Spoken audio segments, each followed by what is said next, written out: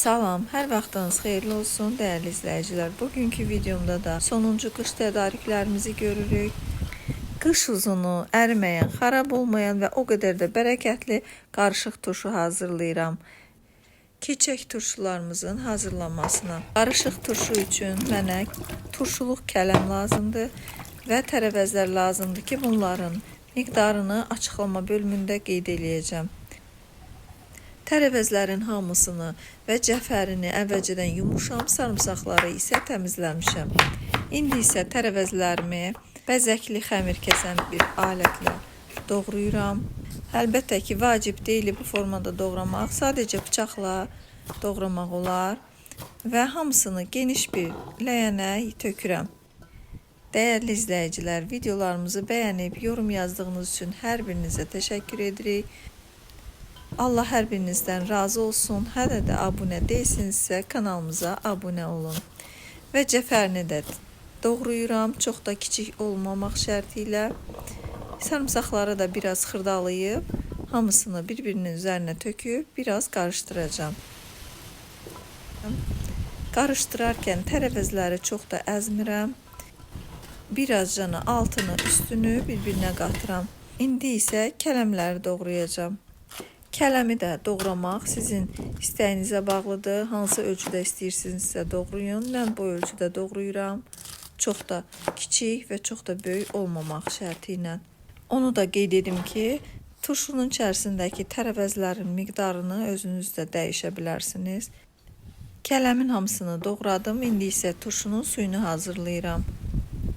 Əvvəldən 6 litr qaynadıb soyutduğum suya 6 yemək qaşığı şəkər tozu, 6 çay qaşığı limon duzu və 18 yemək qaşığı isə turşu duzu əlavə edirəm.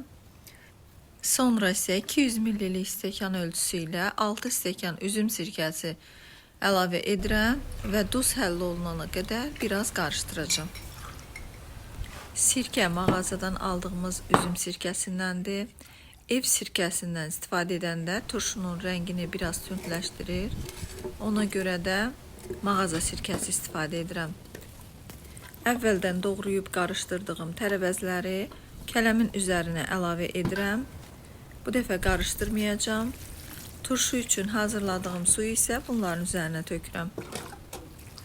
Suyu tərəvəzlərin hamısının üzərinə tökürəm ki, hər tərəfi eyni bərabərdə suyun içərisində qalsın və mən bunun üzərini örtəcəm, səhərə qədər qalacaq. Tərəvəzləri bir gecə belə saxlayanda turşunun qıcqırma prosesi axşamdan səhərə qədər gedir, kələmin havası çıxır və bankalara dolduranda turşularınızın suyu daşmayacaq. Artıq bir gecə qaldı səhərə qədər. Gördüyünüz kimi tərəvəzlər də yenibdir aşağı. Mən isə bunu bankalara doldururam. Üzərindən də biraz basıram ki, bankalarda boş yer qalmasın. Turşuları bankalara yerləşdirirəm və ağzını bu cürə bağlayıram. 15 gün əvvəlcədən bu üsulla hazırladığım qarışıq turşunu da sizə göstərmək istəyirəm. Əziz xanımlar, turşunuzun yaxşı alınmağı üçün əsas onun suyunu düzgün hazırlayın. Bizim turşumuzun suyunun tərkibində limon duzu olduğu üçün turşumuz çox ləzzətli və xırçıltılıdır. Heç birində ərimə yoxdur. İnanın ki, satışda olan turşulardan qat-qat ləzzətlidir. Həm də ucuz başa gəlir. Göz haqqınızı halal edin.